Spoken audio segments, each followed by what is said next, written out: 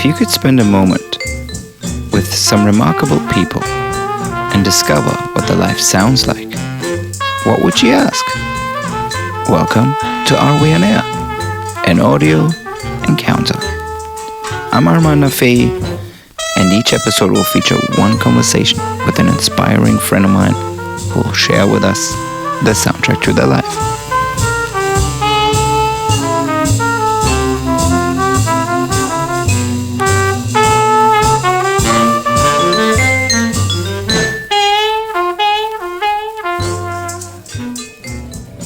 Guten Tag and hello to this week's episode of Are We On Air? And hello from beautiful Munich. I've been in Munich for a few days and running around like a cultural starved maniac after a good few months in Los Angeles. And it kind of got me thinking how important the arts are for our souls. And I would actually go as far as say it's vital. And with the Venice Biennale coming up next week, it leads me to my guest this week, which is the art dealer and cultural entrepreneur that is Johann König. Growing up in Cologne, I was fortunate enough to have lots of culture around me, but in particular the art world. And two of my peers and friends were or are Justus König of the König Gallery and Johann of the König family. His dad was the director at the Museum Ludwig and his uncle the founder of the publishing house König Books. So quite an art dynasty. As you might remember, last September during Berlin's gallery weekend, we at Are We On Air did a very fun and spectacular little kiosk pop-up that had tons of DJs and kids come by to just experience some free culture, I guess. And actually we still have to release those DJ sets. Quick reminder to myself. And we had lots of great talks and interviews. And among them was this week's guest, which is Johann König. It was quite fun sitting in this little kiosk in the middle of the road and chatting with Johann about his life soundtrack. But more importantly, to me, was his take on the art world and how his process is being a capturer of the zeitgeist and not just capturing but also trying to change it and move it. As König Gallery, as you might know, is a powerhouse when it comes to a constant stream of content. Some people say it's too much, some people really are in awe, but I let Johann explain his motives behind it. And one of the moments that we talked about was about the late Virgil Abloh, who Virgil and Johann, just a couple of weeks prior to this interview, met in Berlin to talk about future collaborations. And one thing that these two guys had in common was this drive, this hunger to work constantly, but also to constantly put new energy out and new products and new ideas and exhibitions and so forth. And when Virgil passed away, Johann actually wrote a nice, beautiful article in a German newspaper about this. And as Virgil, in his opinion, knew he was sick, that kind of was another driver to put out even more content and more ideas out, as he knew his time was limited. And you see, Johann, when he was a child, had an accident which led him to being the so-called blind art dealer, as he has nearly no eyesight left. Which is also another reason, in my opinion, he puts out so much work and is on a constant hunt and hunger to work and do. Anyway, it was a fun little chat and I can't wait to share it with you. Lots of fun, little cheesy 90s music. We love the Eurotrash. And yeah, I guess I see you maybe in Venice. And as always, if you haven't already, follow us on Instagram. You can actually see a lot of great fun content from Berlin in our highlight stories. Write a lovely review on the Apple or Spotify podcasts. Like us, share us, spread the love, the word. You gotta keep the train moving. And I'll speak to you soon. So Johann, it's gallery weekend in Berlin. What's going on? A lot's going on. We have actually added to our regular busy program a new venture I started in Corona times.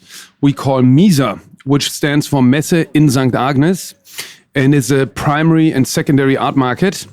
And right now we are running MISA Discoveries, which is 20 to be discovered artists. What age range? Like young artists or even like... Yeah, I would say all under 40 and from all over the place, like from Iceland to Ghana to France to like to name some names like Xiao Wang from China, Johanna Dumé from France, Çiğdem Aki from Turkey, equally split 50-50 women and men, and you can all see it on misa.art. We know each other for years, I would say through the art world and fellow Colonian. Can you say Colonian? I don't know. Cologne, yeah. Colonian. Königswasser. Königswasser.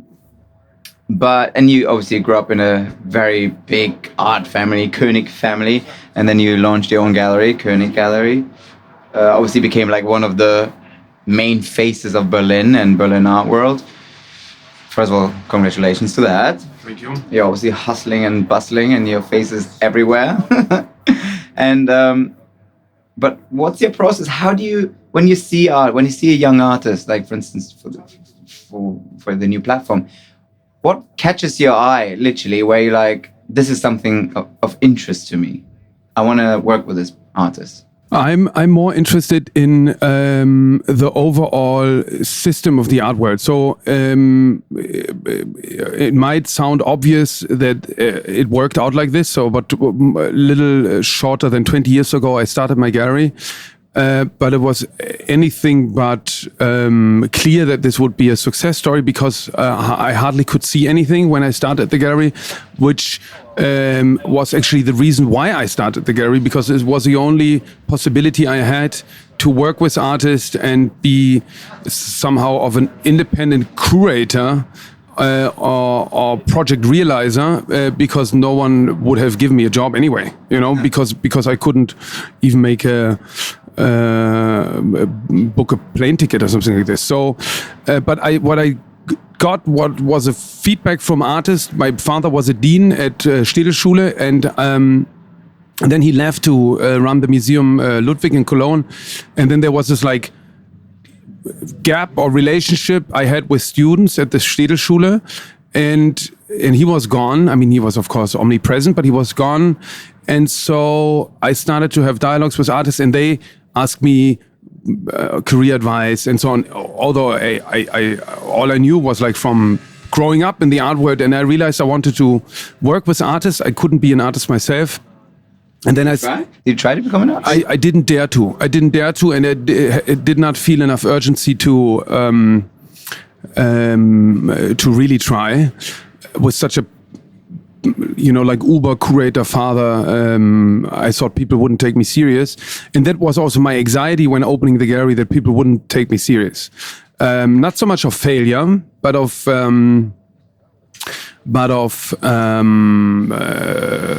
not because of my eyes have been taken serious. Anyway, I wrote a whole book on this, which is going to be released in English with Sternberg Press very soon. So to cut it short, what I'm very interested in is more on somehow changing a little bit how the art system works. So because I find it very, I find the art scene or art market super conservative. It is progressive in its contents, but it's the system itself. The system itself, you know, it has its rules, and no one really knows where they come from, but they're not really broken. And so what I try to realize with MISA is a platform which allows also actually really a lot connected to Corona, because all the art fairs were cancelled. And then I thought, okay, we have this gigantic space. And I said, why don't I invite other colleagues, other gallerists, artists, collectors to use this platform to sell art? And then the next step was we always have been very active on the digital realm, and then this whole NFT craze started. And I find that very interesting because you can see on OpenSea, OpenSea is a real open platform, but also the other ones are somehow like mega galleries for digital art. And especially OpenSea and others, I mean, who would imagine that a painter puts up his painting, like a degree painter from an art school or even not from an art school, puts up his paintings on eBay, because that's actually what's happening with OpenSea and these other platforms too. So I think that what we see there is a systematic change, and I try to shape this future with contributing to this change. Yeah, I mean, you guys are super fast forwards. I mean, with the NFT craze that just happened, I guess, the past 12 months, really, and where you guys heading. I mean, your constant output, it's mesmerizing. I don't know where you get the energy from, but... Yeah, I think that it's very interesting times right now, and it's kind of difficult to distinguish between the König Gallery, which is a very classical boutique, sort of very subjective. You know, we show artists who we think are most relevant in their discipline, and with Misa we try to open a wider range of younger artists to blue chip to fractionalized artwork and NFTs. So it's a bit more of it's a creative platform, but with a wider, very, very easy to access, everything super transparent, because I think that there's so much interest in the arts, in the art world, from also you can see that from global brands. And I think that it's very difficult for people who want to get involved to navigate, you know, because so opaque. It's not very. People don't understand why they can't buy the art they love, and why what are the mechanics and so on. And we try to work on this with Misa and keep on doing the classical way of building up artists' careers with König. Before we go further into the art world. I want to explain what Are We On Air is. Is basically I ask the cultural greats of today about the soundtrack to their life, you know, because, you know, everybody has a soundtrack, in my opinion. Mm-hmm. And I'll start with your earliest significant musical memory that shaped you as an artist, because I think you are an artist in your own way. Yeah, my first musical memory is Public Enemy. I think the album was called Public Enemy #1. Put it up on the board, another rapper shot down from the mouth that roared. 1, 2, 3, down for the count. The beats all of my lyrics, oh yes, no doubt. Cold rock rap, 49 supreme is what I choose and I use. I never lose to a team, cause I can go solo like a Tyson photo. Make the fly girls wanna have my photo. Run in a room, hang it on the wall. In remembrance that I rock them all. Suckers, ducks, so MCs who can't rock the kids, so don't cut the cheese. Take this application of rhymes like these. My rap's red hot, 110 degrees. So don't start basing, I'll start placing. Bet on that you'll be disgracing. You in your mind for my beat, for my rhymes. A time for a crime that I can't find. Remember a track, a moment? Yeah, it was kind of interesting because the CD player was just released. Kind of unbelievable to think of that, right? It's like I feel old now. I just turned 40, and this was like 1991 or something like this. And my father gave me that stereo rack, and with it came the CD he bought for me, and this was Public Enemy. And by pure chance, coincidence, or no, I think he liked it. You know, I think he knew them, I guess, from his time in New York or so. And I had a hard time. For me, it was like a little too hard. You know, I was like more into Michael Jackson and stuff. But it was interesting because it was the only CD I had for a significant time. Oh, wow. So I kept on listening to this, and then from Public Enemy got into Ice-T and, you know, like gangster rap, which didn't exist in Germany. You know, then it moved into Fantastische Vier and like more Kinderzimmer Productions. You know Kinderzimmer Production? No. Mag sein, dass nichts hält, dass nichts zählt, man sich quält, man ständig falsch verbunden ist, ob man oder ob man sich nicht verwählt, man sich fühlt wie eine Regenmasse nach dem Freien, die Wunden, die nicht heilen, ständig gejagt, niemals verweilen kann, der eine Scheiß erledigt, der nächste an dir dran. Es mag sein, dass alles zu laut ist, wie ein Zugabteil mit Ausscheidern, vollgepackt mit Aufschneidern, zu schnell und nicht zu meistern oder Schuhsohlen zäh, dass es mehr als nur stört und so leise, dass man nur die eigenen Ohren rauschen hört. Es ist wahrscheinlich richtig, dass es Dinge gibt, die nicht mehr besser werden, dass nichts bleibt außer die Rückenbeschwerden und man viel, viel weniger schafft, als man versucht. Aber heute wird es nicht auf meine Parade regnen. Ich werde auf der Sonnenseite der Straße nur netten Leuten begegnen. Der ganze Weg eine Kastanienallee. Well, how would you describe yourself with 3 songs? After laughter comes tears.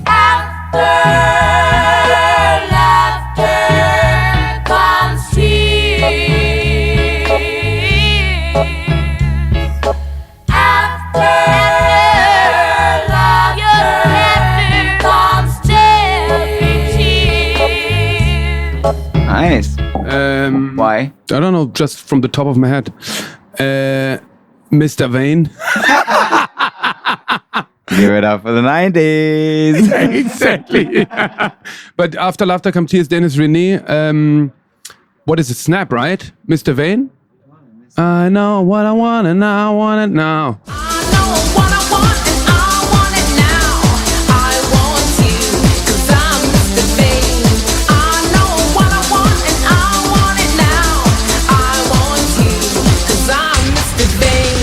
And then Gimme Gimme from ABBA. Nice. You saw the whole revival, right? ABBA revival right now. Obviously, they just came back after, 40, 50 years of non-existence. But also there was a boiler room moment with Full Amour, I think, just before the pandemic, like, I don't know, 2019. And he dropped Gimme Gimme in the middle of a set. And, you know, these things are like viral within 2 seconds now. It's like a little moment in some festival in Ireland. And they kind of brought that track back into people's memory. It's like so present, omnipresent right now. Gimme, gimme, gimme all that after midnight. Want somebody help me chase the shadows away. Gimme, gimme, gimme all that after midnight. Take me through the darkness to the break of the day. Gimme, gimme, gimme all that after midnight. Want somebody help me chase the shadows away. Gimme, gimme, gimme all that after midnight. Want somebody help me chase the shadows away. Gimme, gimme, gimme all that after midnight. Want somebody help me chase the shadows away. Gimme, gimme, gimme all that after midnight. Take me through the darkness to the break of the day.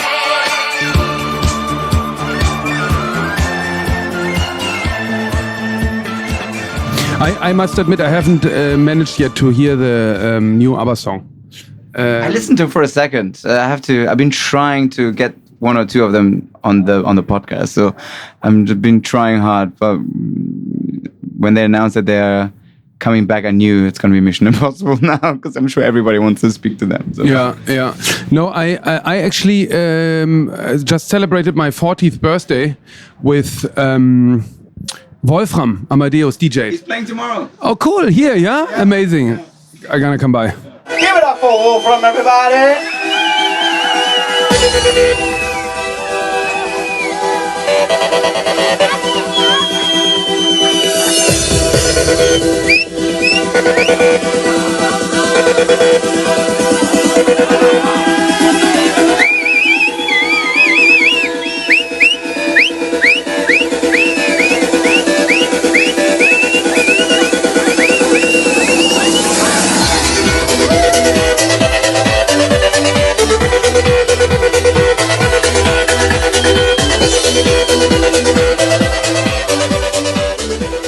You know, talking about NFTs and the future and opening up the art world. I remember when I kind of entered the art world, you know, you remember when I was Norman Rosenthal's assistant like 20 years ago? Yeah.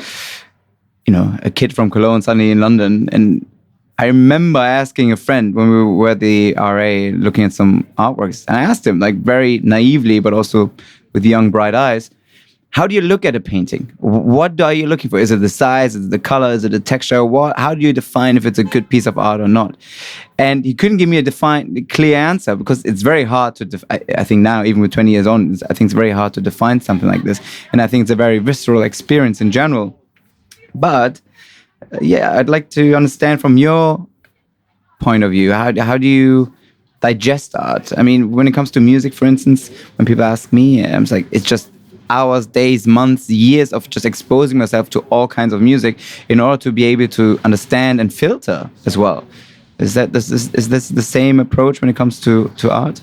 Yeah, it's interesting that you make this reference, because that's something I'm often saying, that's what one of my goals, you know, that people consume art as they consume music. You know, you listen to a song, you like it or not, it creates reactions with you or not. That's it. You know, if you know the history of music, the history of rap, the history of pop, whatever, you hear more, you know, but that's a surplus. It's enough to just listen to it, you know. But often the art somehow has this weird nimbus of, oh, you need to know. Yeah, that people think they need to know something about it before they can look at it, but that's nonsense. You can just go to a museum, see what happens. You know, you like it, you ignore it, it makes you angry, whatever. You know, just maybe you're bored. You know, it's the same with the opera. You go to the opera, and either it does something to you or not. And if you read the pamphlet which comes with the opera, you might understand more. But you can just also open up and let it be, you know. And I think that this is, I don't know why that happened, but I think that art can be just consumed like anything else, and so it's very parallel to it. And of course, they are objectives. You know, a good song is a good song, and even if it's a good folk song, which I can't relate to, it's a good folk song. You know, and I think this is also applying to painting. So when you look at a painting, there are certain ways to approach it. You know, first of all, you like it or not. Then second, is this a typical painting for the practice of the artist who created the painting? Then how does the painting relate to its current moment or the moment it was painted? You know, like looking at a Picasso-like painting of today, you wonder, okay, why is this interesting? Because Picasso did this 70 years ago. And then maybe it refers to, you know, clearly to it. So this is where it comes in, that you need to know a little bit of it. You know, for example, there's a Jay-Z song on Spotify, which is like a copy of it because they didn't have the rights to play it. So someone just, and if someone doesn't know the original, he might go for this one. But in this range, it's so wide known that most people would recognize, and that's the same with painting. You know, there's like, but this is the next step. You know, if you like the phony one, good enough. You know, so but then it's like you can go step by step. So, does it fit to the practice of the artist? How does it relate to other artists working like this? How does it relate to the contemporary time it's been realized, and to its art historic pre-producers, so to speak? Well, you know, they say art is a reflection, it's a capture of the zeitgeist, right? We talked about Picasso 70, 80 years ago. It was a reflection of his time. Is it still relevant today?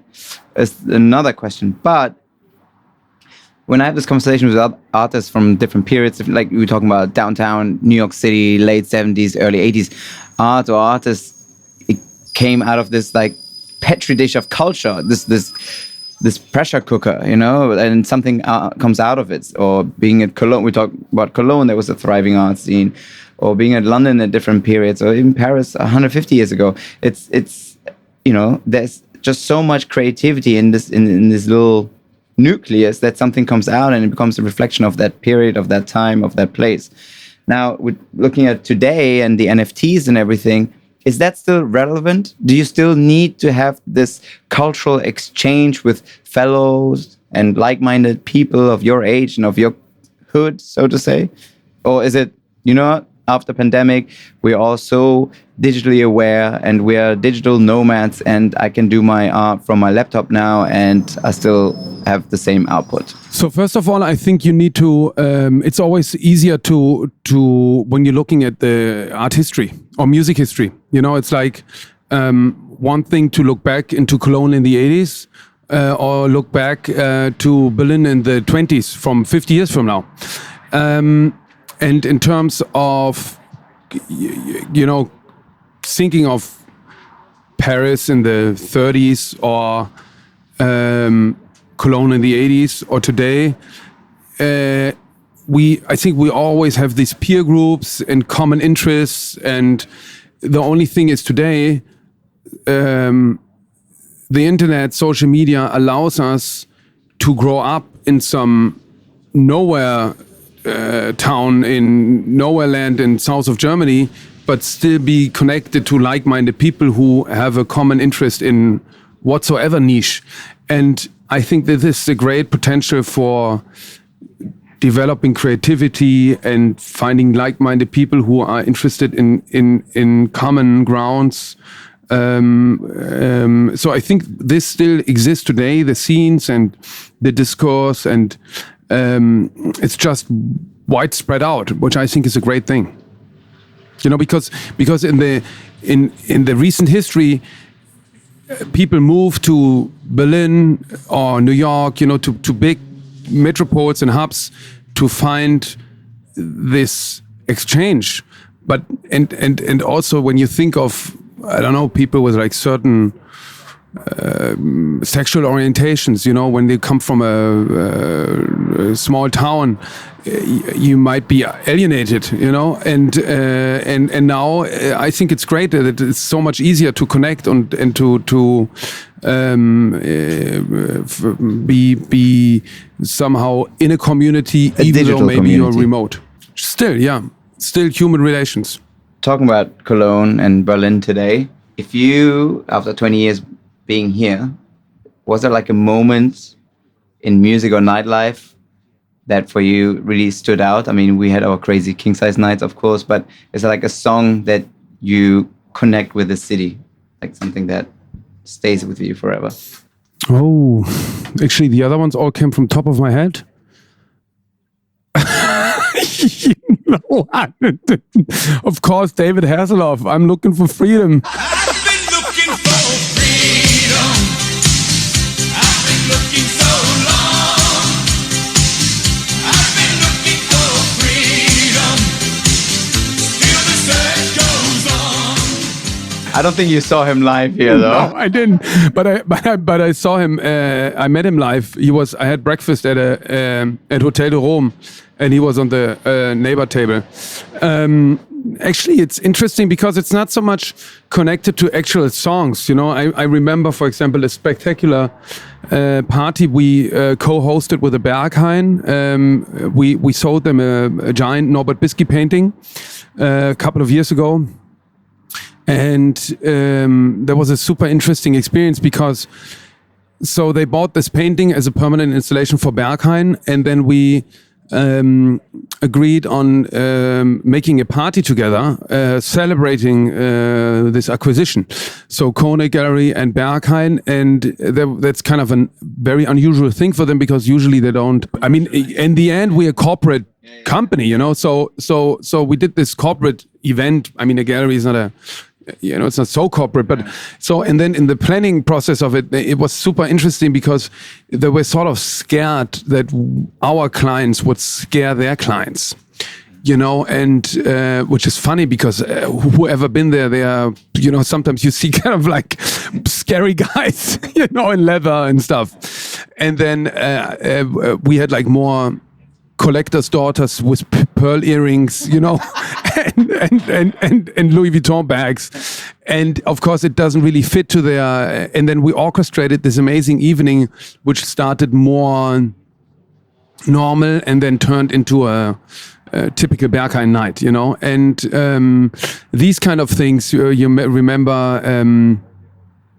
The bar 25, you know. We just talked about with Paul Kalkbrenner this morning about 25. Yeah, you know, like But I think also it's no point in getting too nostalgic about how Berlin used to be and the smell of the coal in Mitte, because everybody was like, it was also so interesting. You arrived at night, it was cold, you heated up the coal oven, fell asleep, you woke up in the morning, it was cold again, so it was like literally always cold when you had a coal oven.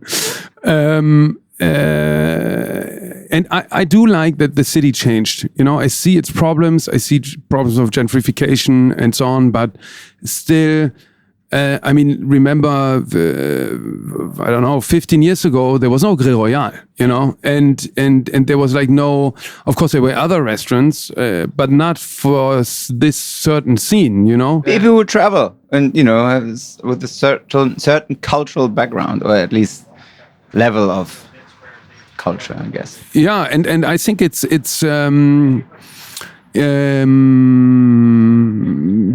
is still a great place to live and has a lot of possibilities and varieties. Yeah. We just talked about sneakers before, and you just had Virgil who came visit you at the gallery. There's a lot of crossovers, and we had Tom Sachs here the other day, also an artist who works in different fields and with mediums. So there's a lot of blurring the lines right now. And I think, talking about how the art world was a bit, it was very exclusive for a long time, and very, I wouldn't say even elitist. I think it was a bit more intellectual. It was like a handful of people. You walk down, when you walk at the Art Basel in Switzerland 20, 30 years ago, it was a small group of people in the end of the day. Unlike now, where with Miami and everything becoming like an international pop sensation in a way, there's a lot of crossover. What's your take on this? Obviously you are one who pushes forward for this, and you want the genres and lines to be blurred. Oh, I love it. I love it. I think it's so good that finally the art world somehow comes out of its closet. And I think also that's, for example, what I really love about Virgil, what he did to the fashion industry. He's like, as a non-fashion designer, not been educated in tailoring. He's not a Schneider. It comes from architecture, and then it's also interesting because there's somehow like a connection. So Virgil becomes the cover motif of System magazine in our European Union hoodie. And which we sell in the kiosk, by the way. Yeah, and that's interesting because which we launched with Wolfgang Tillmans, who also played here. So it's there you see it's kind of a network, So, and interesting was I don't know how many people know that, but it was kind of an outcry in the fashion scene, because it's the same industry somehow. It's like it's the same nonsense in the art world. Often people think you need to go to the art school to become an artist. Of course, it's great to go to an art school, but it's not that you can't be an artist when you not go to art school. It's like, why shouldn't you be a fashion designer? Why would you need to learn tailoring? It's like, where are these weird rules coming from? So the question is always, is it relevant or is it not relevant? And that's something. I come from a quite privileged position on one side because I'm from this like legacy family, but on the other hand, I went through this like traumatic accident, and against all odds, where like working in the arts was not able to see it.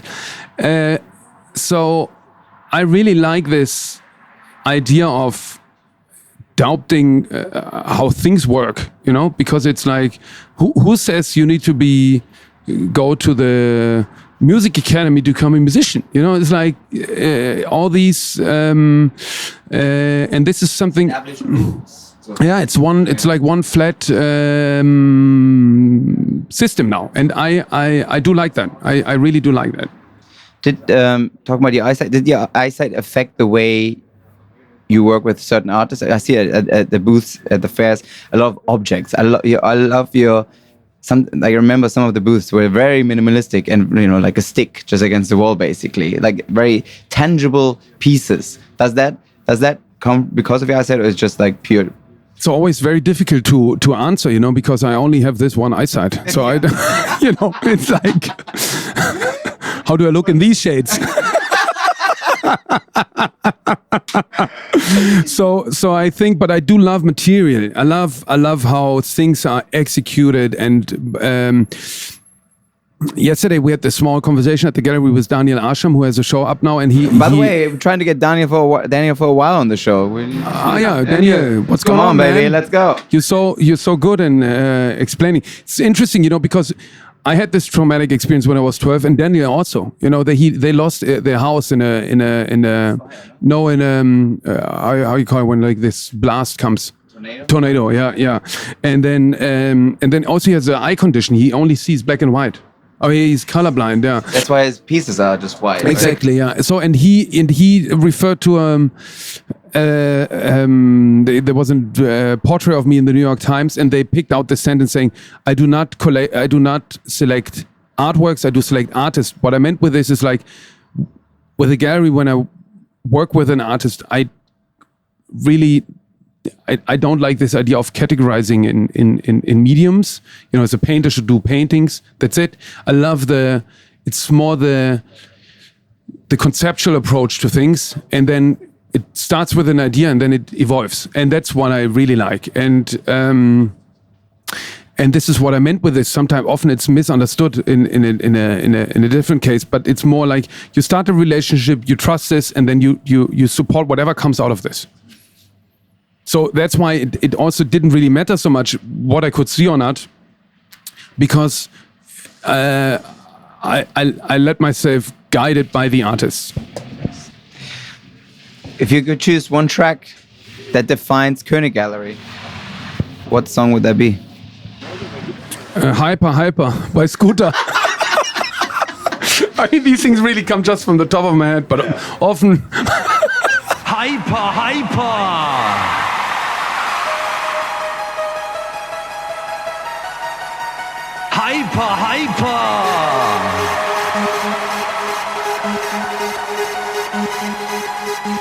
It's so beautiful to see your hands in the air.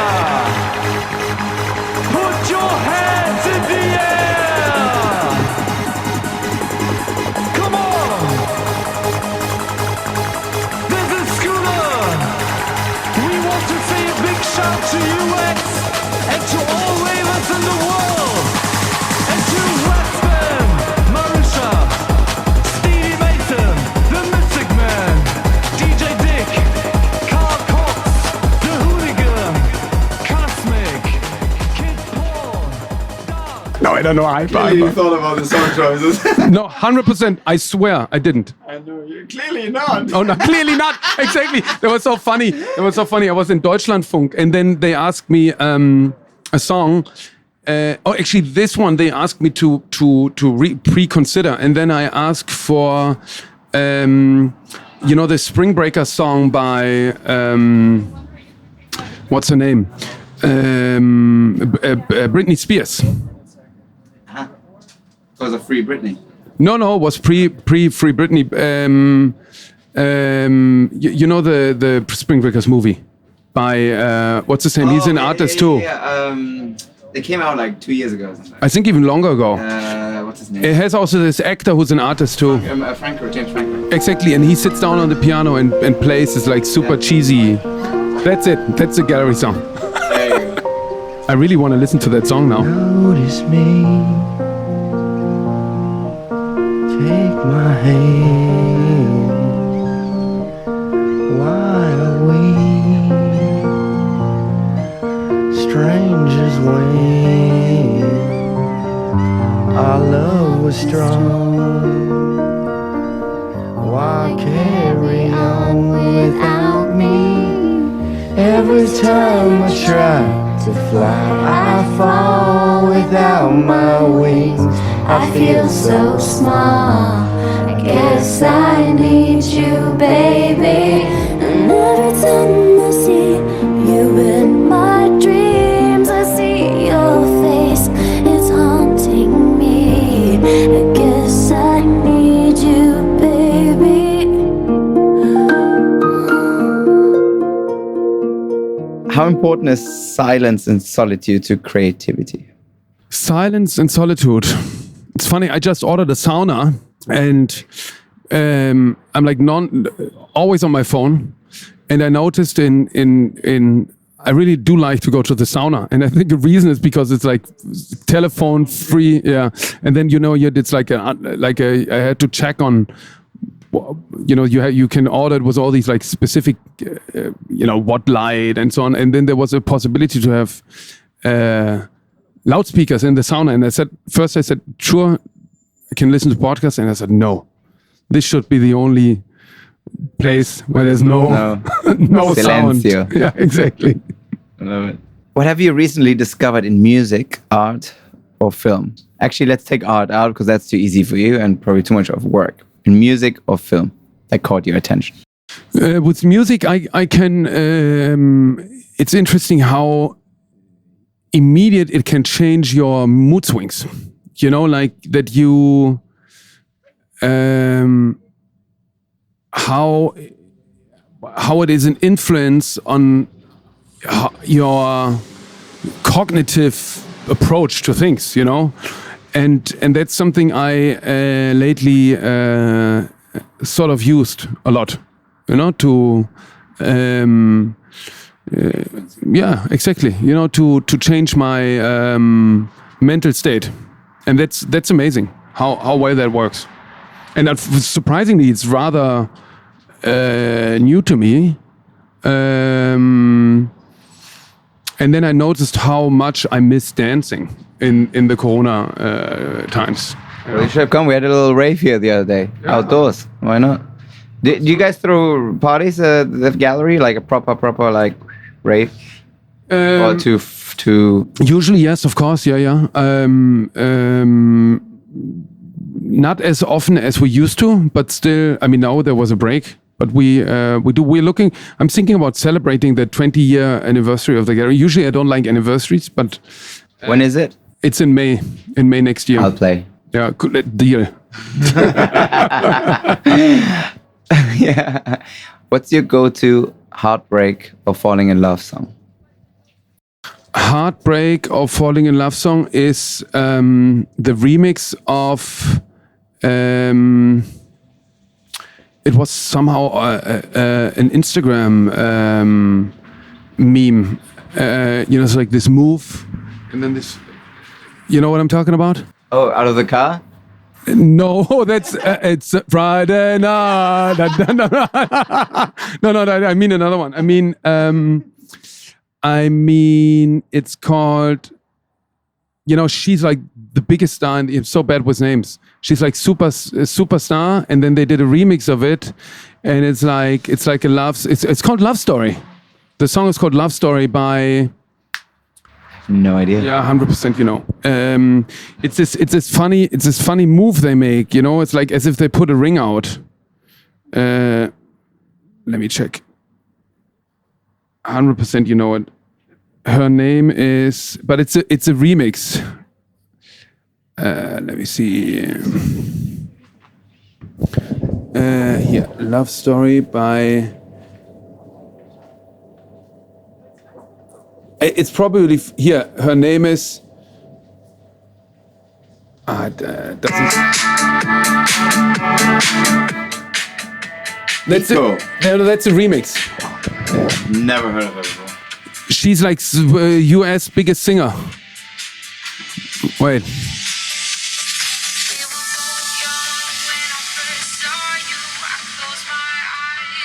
Never No? heard of the song before, but here we go. That's your love song? Here, wait here.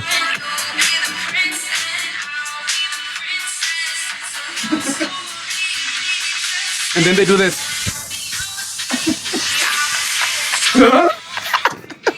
You clearly have a teenage boy. She's a country. Okay. Taylor Swift.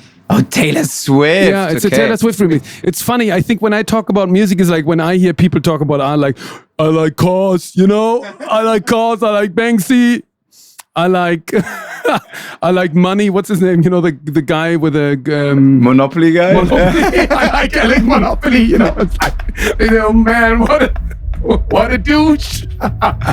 Oh god, that's sick. Yeah. That's everybody needs to have an entry point. That's the entry point. And I said, Romeo.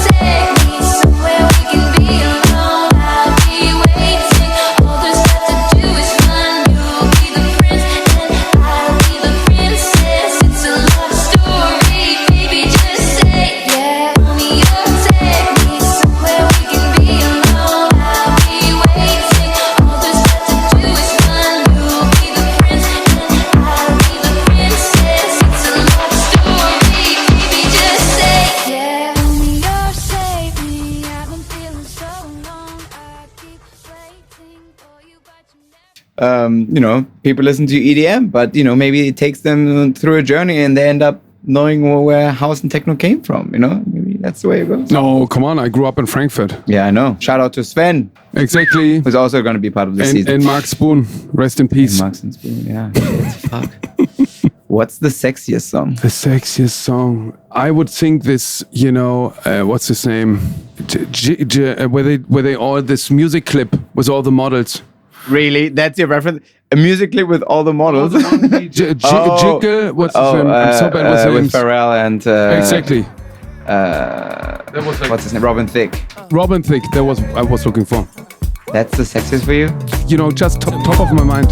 If you can't hear what I'm trying to say, if you can't read from the same page, maybe I'm going deaf, maybe I'm going blind, maybe I'm out of my mind. I'll give you another chance. What's your sexiest song? Don't ask me all my questions. Like a virgin. That's your sexy. Okay, Yeah. let's take Like a Virgin. We'll Yeah. take Like a Virgin. Like a virgin, hey, touched for the very first time. Like a virgin, with your heartbeat next to mine.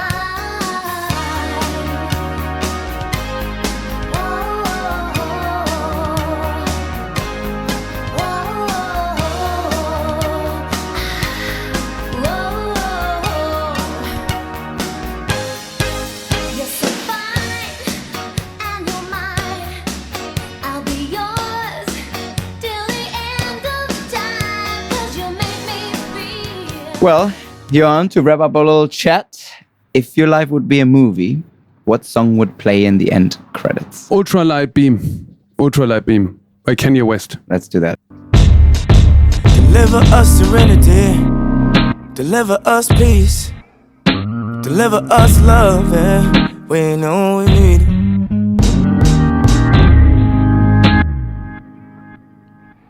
You know we need it, you know we need it.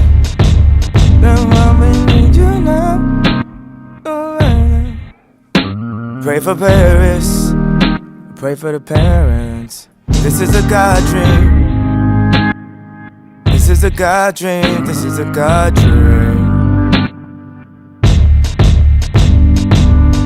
We on an ultralight beam. Have you worked with Kanye before? We met, but we haven't. No, we haven't worked together. No, we thought about. He did this giant bet, and for a second, this was in discussion to do something with it, but it never went anywhere further. Johann, it's been a real pleasure.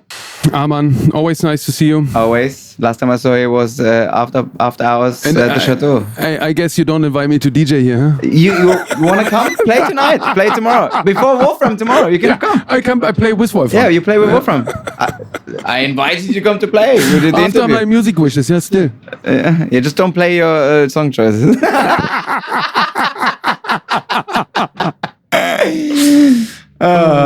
What are you up to before you heading back? I saw you in the car here, the gallery weekend car. No, What else is happening today? I go to speak at a conference now. Oh, Moving Forward conference or something like this. where's that? In Kino Babylon. Oh, nice. Yeah. What time? I think Like this evening? Like tonight, yeah. Yeah, I mean, I have to play. I think. It's titled, let me see, Forward Festival. I mean, that sounds about right. That sounds like König Gallery to me. Exactly. And then Alicia Quadro opening at the Berlinische Galerie. Can you tell Alicia to come play while we're still open? Yeah, but it's kind of goth, huh? I don't care. Everybody has a sound. She has her own record label. She does? Yeah, with Gregor Hildebrand together. It's Really? called Pa. Like couple. It's super good. Nice. I mean, it's very. That's a mood you need to be like. Who I really love is Soap and Skin. That's kind of that vibe. You don't know Soap and Skin? Okay. Okay. We'll play some Soap and I Skin. would say it's like KO in last round. God. Cool. Thanks for having me. Johann, it's been a pleasure. Bye. Ciao. Ages of delirium, curse of my oblivion.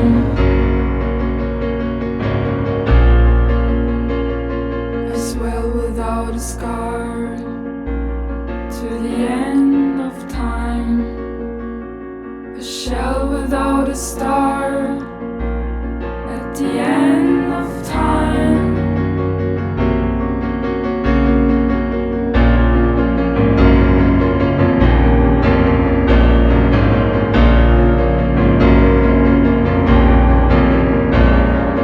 Watch the bend of my wandering, of hunting with the lightning gun.